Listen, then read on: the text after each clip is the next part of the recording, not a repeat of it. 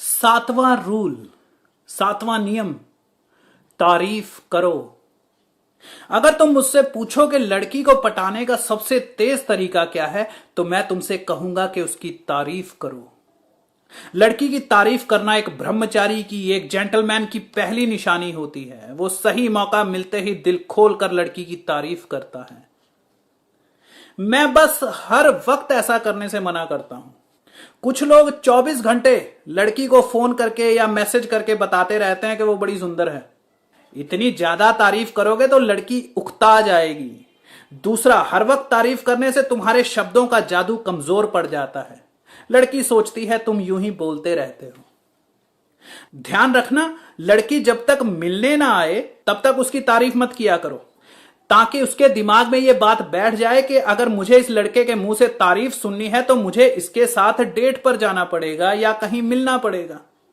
तुम तो फोन पर ही, इंटरनेट पर ही इतनी तारीफ कर देते हो कि उसे मिलने की जरूरत ही महसूस नहीं होती। लड़की की तारीफ कैसे की जाती है, सुनो। लड़की को यूनिक कॉम्प्लीमेंट दो। ऐसा कॉम्प्लीमेंट जो पहले उसे किसी ने ना दिया हो। अगर लड़की सुंदर है, गोरी है, तो जाहिर सी बात है वो बचपन से ही सुंदर रही होगी।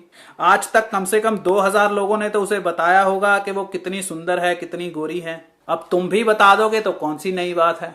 ध्यान से उसे ऊपर से नीचे तक देखो।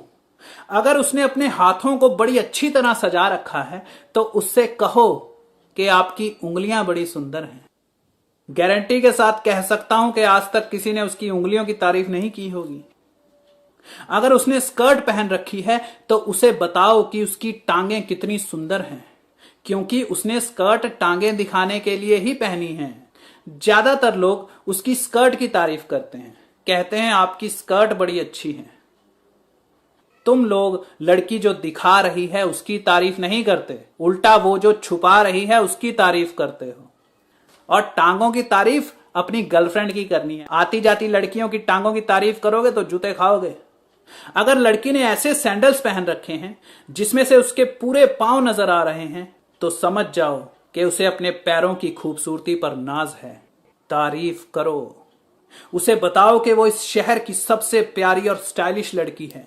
तुमने उस जैसी लड़की कभी नहीं देखी। उसे देखकर तुम अपने सारे गम भूल जाते हो।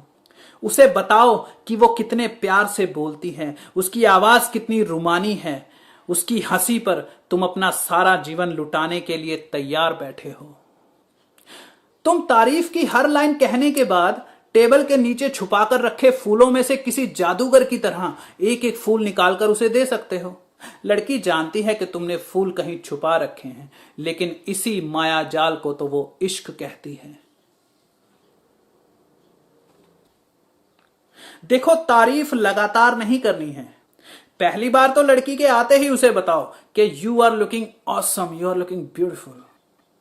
फिर कोई 30 मिनट बाद जब तुम आराम से बैठ जाओ, थोड़ी बातें हो जाएं, खाना पीना चल रहा हो, तो अचानक बीच में कहो, जानती हो तुम्हारी कौन सी चीज मुझे सबसे ज्यादा प्यारी लगती है। यहां रुक जाओ, चुप हो जाओ। लड़की को इंतजार कर लेने दो कि ना जाने तुम क्या कहने वाले हो।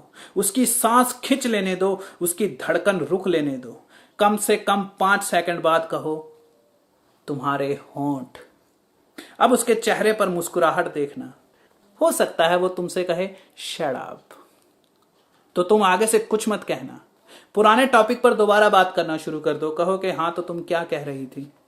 तारीफ करके चुप हो जाना या टॉपिक चेंज करना जरूरी है, क्योंकि ऐसा करने से एक बड़ी ही अजीब घटना घटती है।